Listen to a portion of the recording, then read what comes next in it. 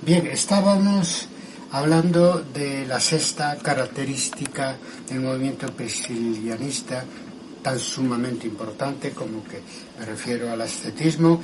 Comentamos el ascetismo en general, el pacifismo, el vegetarianismo, la castidad y la abstemia que predicaba y practicaba Prisciliano y los justos de la iglesia priscilianista. Y por último, también su adhesión al voto de pobreza, que es muy clara y muy contundente. Literalmente, por una feliz y voluntaria pobreza, los justos rechazan la raíz de todos los males, que es la avaricia. Eso será un elemento al que retornan una y otra vez todos los movimientos críticos de la Iglesia a lo largo de la Edad Media y hasta hoy en día. Bueno, sobre este tema del ascetismo, los concilios no se centran mucho, es decir, para ellos tenía escaso interés. Yo creo que es porque afectaba menos a la disciplina, que es el problema mayor que quería resolver San Martín de Dumio en el siglo VI, y también porque es difícil de controlar y de condenar, porque para eso hay que tener noticia de esas prácticas ascéticas, que no siempre es fácil, porque se celebraban en el ámbito privado. Con todo, en los concilios más antiguos sí que hay referencias sobre el tema, con algún matiz. Por ejemplo, en el concilio de Zaragoza del año 380 se dice que nadie ayune en domingo en atención al día o por persuasión del otro, y en Cuaresma. Es decir, ahí se ataca no tanto el ayuno en sí, que en lo cual la Iglesia tenía que tener mucho cuidado. Por ejemplo, en Cuaresma hasta hoy en día se sigue sugiriendo el ayuno, ¿no? Sino que lo que se ataca es la dimensión social que tenía el ayuno para los priscilianistas, donde probablemente no solamente se celebraba en el ámbito privado de sus casas, sino también en un ámbito más colectivo, más social. El congreso siguiente, del año 400, después de la muerte de Prisciliano y de la gran expansión del priscilianismo, en Galicia se dice: si alguno dijere o creyere que debe uno abstenerse de las carnes de las aves o de los animales que nos han sido dados para alimento, no por mortificar el cuerpo, sino por ser execrables, la carne de los animales, sea anatema.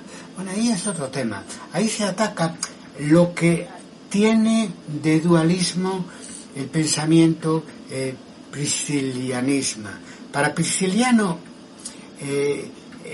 la carne es obra del diablo y el espíritu obra de Dios. Por eso había que mortificar el propio cuerpo y no comer la carne de los animales. Sin embargo, para la Iglesia, para la lectura más tradicional de los evangelios, los animales son una creación divina y están ahí creados por Dios para la alimentación de los hombres, etcétera. Claro, San Francisco se acerca un poco al tema sobre todo los pájaros, que los consideraba incluso más que creados por el hombre para el alimento, creados por Dios para el alimento del hombre, los consideraba ellos mismos como sujeto con vida propia de la unidad cristiana de del universo, pero en todo caso muy contradictorio con el dualismo de Prisciliano, que se quiere combatir. Es decir, se quiere combatir el exceso de ascetismo, etcétera, a pesar de que el propio Prisciliano lo planteaba pues de una manera moderada y aplicable solamente a los justos, a los maestros y a los doctores de la Iglesia priscilianista. Por último, el tema de la astrología, el zodíaco y las matemáticas, todo esto que solamente aparece en Toledo I, en el año 400, dice: si alguno juzga que debe creerse en la astrología o en las matemáticas, sea anatema. Bien, a mí, igual que hay cierta influencia del dualismo en Prisciliano, entre cuerpo y espíritu, creo que en este caso hay, de manera directa o a través de sus seguidores, cierta influencia de la astrología y de las matemáticas, como se dice en el primer concilio de Toledo, por una razón muy sencilla, que no es religiosa, porque en las élites de la Edad Antigua y después de la Edad Media está muy difundida la astrología, como ya conocemos. Claro, hay una astrología divina. De hecho, Prisciliano, que era de formación clásica, no habla de este tema, lo ignora en sus cánones, ¿no? Claro, siempre y cuando diferenciemos magia de astrología, eso es otra cosa. Y eso, la magia y la brujería la combatía tanto los concilios como el propio Prisciliano. Como sabéis, forma parte de las acusaciones de Idacio que convencieron al emperador Máximo para cortarle el cuello a Prisciliano.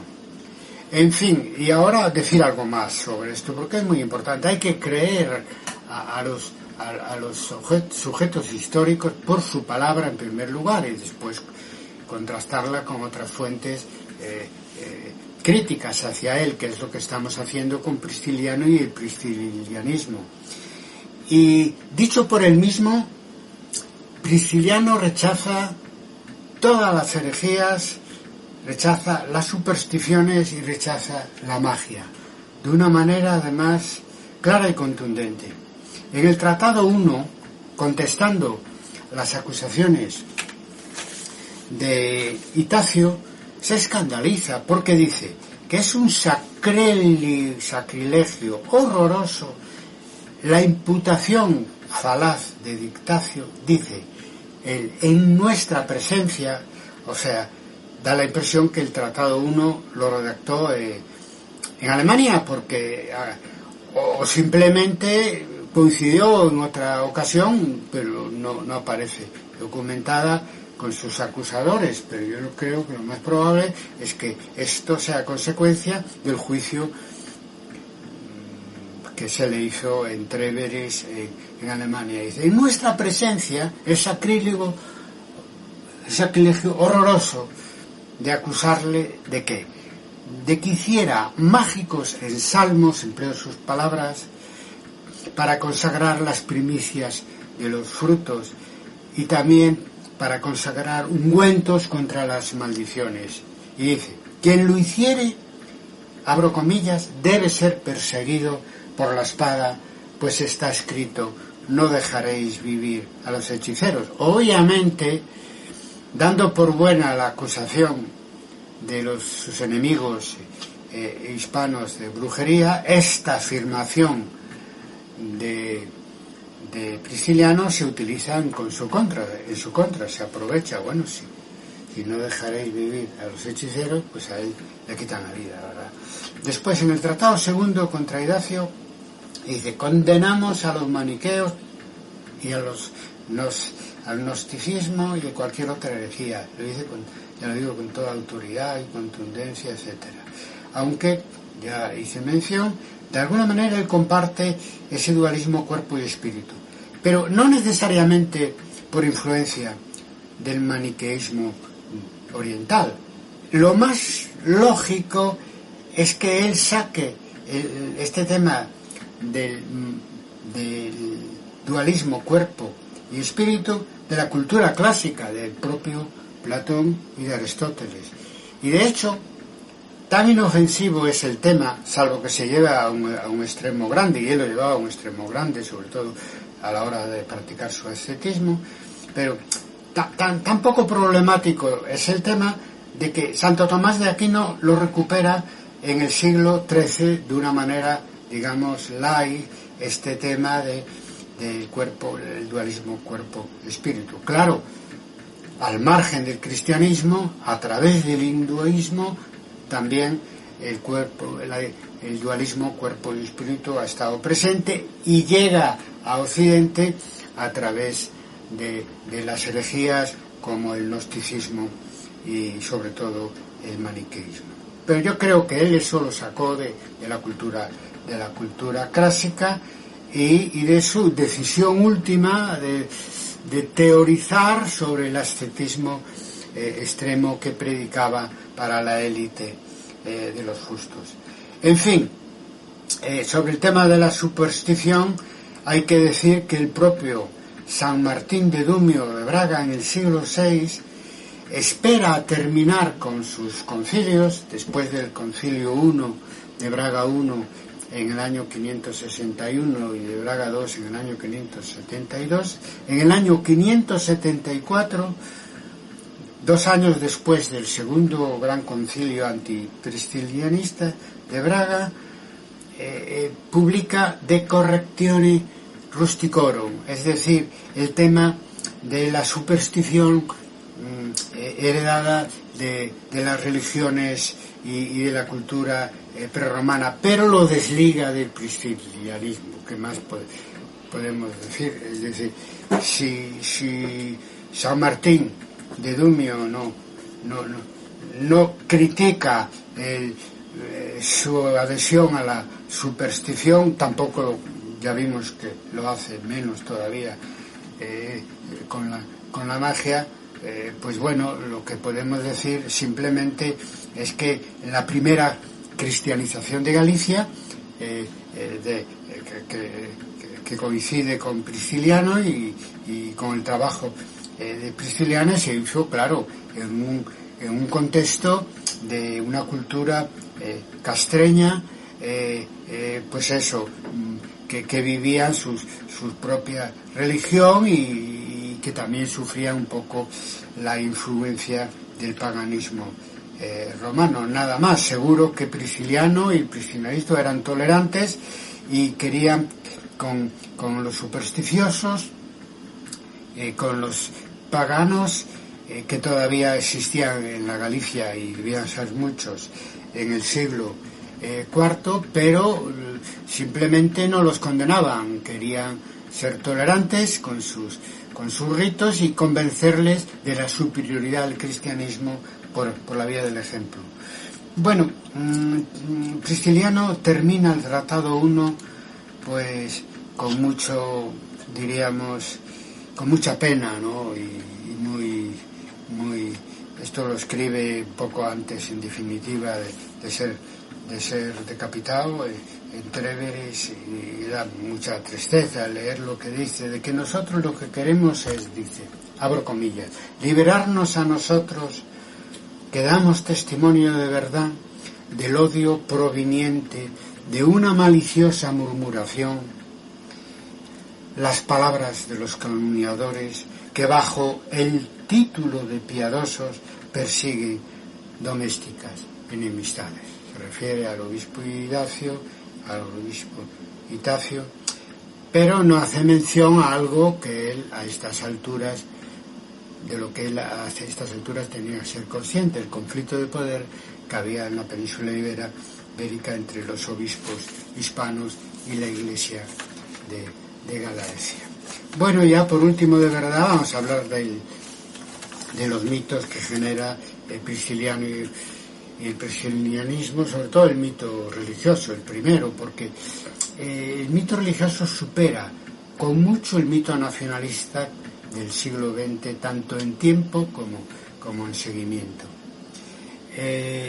Durante 150 años, entre la muerte de Prisciliano y el fin del reino suevo, la iglesia priscilianista hegemónica en Galicia funciona de una manera libre y separada del Papa y de los obispos hispanos, ¿no?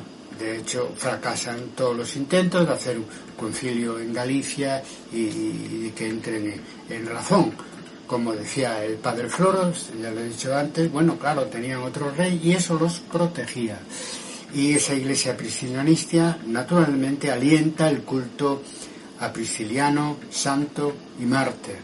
Hasta tal punto se está extendido después de su muerte, antes y después del año 411, el culto al el priscilianismo, que se arraiga todavía más después de su muerte, que Sulpicio Severo dice que en esa época se juraba comúnmente por Prisciliano, como después se jurará por Dios, se dirá por Prisciliano de un día, que es lo máximo, porque la cultura popular lo eleva a Dios cuando dice que lo jure por Prisciliano, ¿verdad?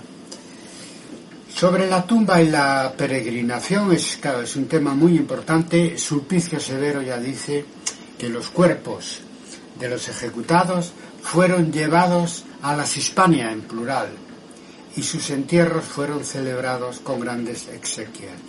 Es decir, testigo directo, Sulpicio Severo de los grandes funerales que se le hicieron a los cuerpos de Prisciliano y sus compañeros de regreso a las Hispanias.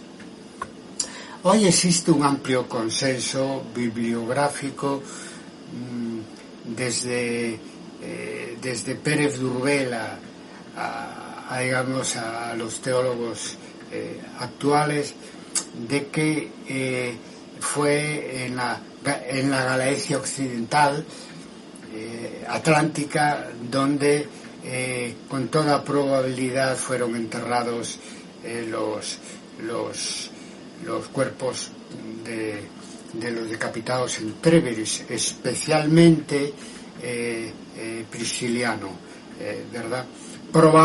Muy probablemente eso es originario de lo que hoy es de lo que fue la Galicia sueva, o el norte o el sur o del norte de Portugal, no sabemos exactamente. Entonces,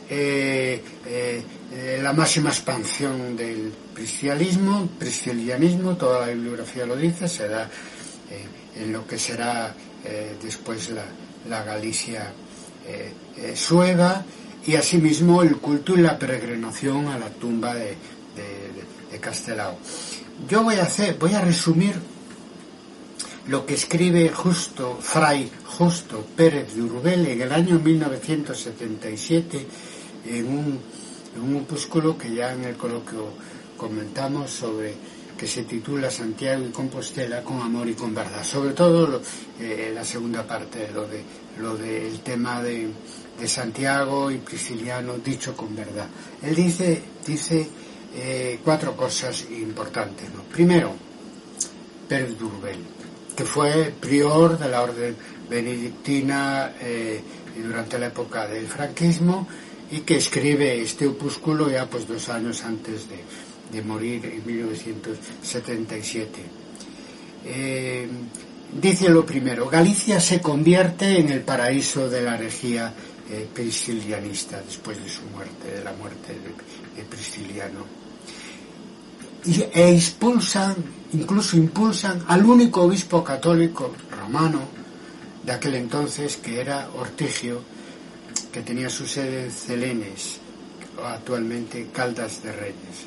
Dice después: fue en Galicia donde encontraron un sepulcro seguro para Prisciliano y sus compañeros. Estamos hablando del consenso.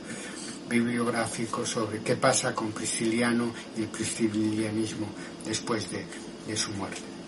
En tercer lugar, esto de que esté enterrado en Galicia Prisciliano echa luz, abro comillas, sobre los orígenes históricos de aquel lugar que hoy llamamos Compostela, donde hubo seguramente un culto antes de que hacia el año 830 se descubriesen allí los huesos de Santiago el Mayor. Con lo cual se pregunta, ¿qué cuerpo sería aquel que está enterrado en Compostela? Y añade que hay indicios de que sea prisciliano, aunque se queda en esos indicios y no dice una última palabra. Pienso yo que haría falta, independientemente de lo que estoy leyendo, pues un segundo dato, pero la duda existe, porque hay indicios de que Prisciliano es el que está enterrado en el sepulcro de Compostela, que en el año, hacia el año 830, dice, se descubre, ¿no? Se descubre un mausoleo que en realidad, al que hasta unos siglos antes peregrinaban todos los cristianos de Galicia que adoraban a Prisciliano. Y como indicio de que Prisciliano puede estar enterrado en Compostela, aduce las excavaciones de los años 40, donde aparece una necrópolis que se puede visitar, por cierto, si vais a la catedral, con sepulturas de los siglos IV, V y VI, orientadas en su mayoría hacia un mausoleo romano que piensa que de Pérez Duruel, que es un jefe venerado. Y tal, leyéndolo da la impresión que es más probable que sea Prisciliano que el propio Santiago el Mayor. Claro, esas dudas que expone Pérez Duruel, el que fue prior benedictino durante el franquismo en España, pues ya se plantearon antes, pero desde ámbitos civiles y católicos, digamos, menos oficiales, ¿no? Lo hizo Louis Duchesne, Claudio Sánchez Albornoz y Henry Chadwick, con una manera igual de clara, es decir, está Prisciliano, está Santiago el Mayor en el sepulcro de Compostela, inclinándose más bien hacia Prisciliano. Bueno, hoy en día, sobre el sepulcro de Santiago el Mayor en Compostela, lo que solemos hablar es de la invención de la tumba, principalmente los historiadores y medievalistas gallego, porque entendemos, como decía Prisciliano, que la explicación está en la fe, o sea, es una creencia cristiana mantenida a través de los siglos, de que allí están enterrados los restos de Santiago el Mayor, lo que ha creado, pues eso, la iglesia de Santiago, la ciudad de Santiago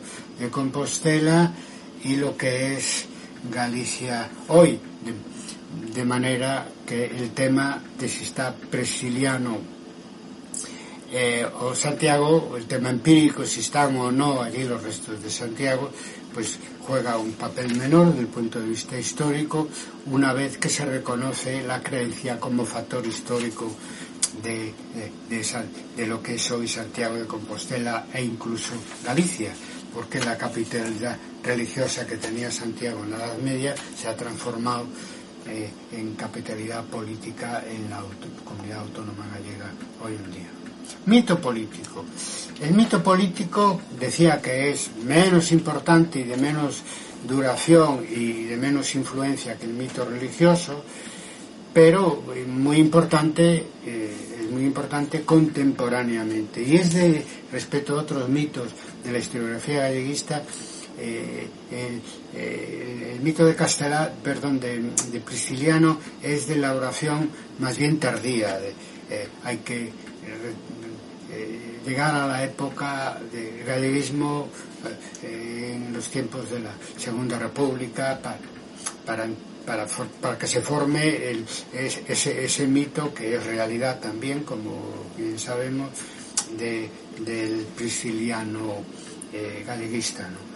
Porque en el siglo XIX, que en la segunda mitad, que es cuando se crean la mayor parte de los mitos del nacionalismo gallego, los primeros historiadores, Benito Viceto, Manuel Murguía, tienen una actitud ambigua. Por un lado, reivindican a Prisciliano por ser una figura muy importante en la Galicia del siglo IV, porque refleja la alta cultura, junto con otros prohombres del siglo IV en Galicia, y también, decía Murguía, porque es una expresión de la Galicia céltica por sus relaciones de tolerancia hacia la Galicia de los castros, ¿no? Pero sin embargo insisten mucho en que Prisciliano estaba equivocado, era un heterodoxo, un hereje, y asumen sin crítica alguna las peores acusaciones de la Iglesia niceana y de los concilios contra Prisciliano, incluso la magia, ¿no? Porque a pesar de que la magia es que el pretexto que utiliza el poder seglar para decapitar a Prisciliano. Entonces, bueno, eso claro es una decepción, ¿no? Y hace que no arranque el mito prisciliano en el pensamiento galleguista. De hecho, a principios del siglo XX, en la época de Irmandades da Fala, que es la primera versión del nacionalismo gallego, de base cultural, pero política también, pues Ramón Villar Ponte, en su historia sintética de Galicia, dice lo mismo, es una gran figura histórica, pero un hereje, ante todo un hereje. Entonces eso impide la identificación de los gallegos de hoy y del propio nacionalismo con una figura en sí misma muy heterodoxa y muy discutida hasta hoy en día por esa iglesia que tenemos, que de alguna manera es continuidad de la iglesia que condenó a Prisciliano en su tiempo y ayudó a llevarlo a la muerte.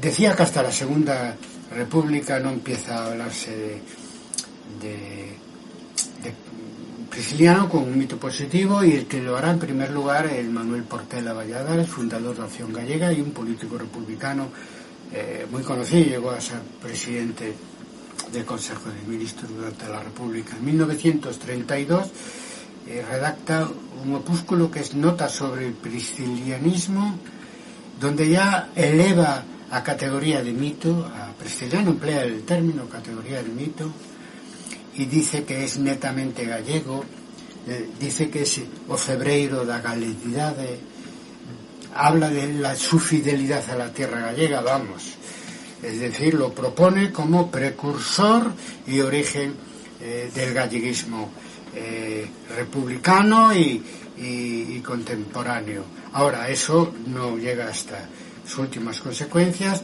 hasta el libro Sempre en Galiza de Alfonso Rodríguez Castelao, Sempre en Galiza, publicado en el año 1944 y que se conoce como la Biblia galleguista. Castelao se apoya en Portela Valladares y quiere que el galleguismo cambie en su percepción y en su reivindicación de Prisciliano, y lo consigue. Primero dice que es el primer mártir que tuvo Galicia. Ya no es un mártir para los priscilianistas, ya es un mártir para todos los gallegos, y hace encabezar su santa compaña, el Alba da Gloria, de los inmortales gallegos, con Santiago, que normalmente se representa vestido de obispo, cosa que no creo que le hubiera gustado en exceso, pero eso es la realidad. Primero, el primer mártir de Galicia. Segundo, que para nada hereje. Dice, literalmente, abro comillas, fue, y traduzco de gallego a castellano, fue germen de la Reforma Católica y del libre pensamiento. Y que hasta ahora, dice autocríticamente, la conciencia mística de Galicia se dejó vencer por la intransigencia ibérica. Y se queja, ya no tenemos ánimos para reivindicar su memoria. pero ese giro que él propone triunfa, y Prisciliano pues acaba siendo estandarte del nacionalismo gallego y finalmente pues del conjunto de los gallegos cultos, ¿no? Y en tercer lugar, claro, naturalmente Castelao, que era una persona leída, no podía evitar de hacerse la misma pregunta que 40 que después se hará Pérez Durbel, es decir, Prisciliano o Santiago, ¿a quién pertenece el cuerpo que se descubrió en el siglo IX en lo que hoy es Santiago de Compostela? Ironiza con retranca: de no ser Prisciliano merecía ser San Paulo de Tarso. El seguidor más importante de la reivindicación de Prisciliano como un mártir y un, como decimos en gallego, un persoeiro galleguista fue don Ramón Otero Pedrallo, en su ensayo histórico de la cultura gallega, publicado en 1939, igual que siempre en Galicia, en Buenos Aires. Pero es más claro, porque además don Ramón era un católico entusiasta, es decir, más que Castelao. Dice que de hereje nada, que era un buen cristiano, y que fue un buen cristiano, santo, mártir y además el primer teólogo gallego. Hasta hoy hay sacerdotes y teólogos actuales que piden su rehabilitación por parte de la Iglesia. Yo destacaría sobre todo a dos: José Chaurrego, ya murió no hace mucho, y Victorino Pérez Prieto. Y creo que los tiempos son propicios. Tenemos un Papa en el Vaticano que va más allá de lo que fue no solo Dámaso, sino también Siricio, que condenó la ejecución de Prisciliano, pero siguió acusándolo de hereje. Papa Francisco no ha respondido nunca a la pregunta de qué hacer con Prisciliano hoy y de rehabilitar o no a Prisciliano hoy, simplemente porque nadie se la hizo. Pero pidió perdón ya por la quema de herejes cristianos durante la Inquisición. Y llevó su ecumenismo más lejos que nunca, cuando disculpa a Lutero porque dice que en la iglesia de aquel tiempo, en la iglesia de aquel tiempo había mucha, dice él, corrupción y apego a la riqueza y el poder. Y trata a Lutero, digamos, como un gran reformador. Seguro que si se le plantea, dirá lo mismo de Prisciliano, y cuya rehabilitación sería, en suma, digamos, la culminación de esa victoria póstuma que se merece Prisciliano de Galacia. Que así sea y que lo veamos.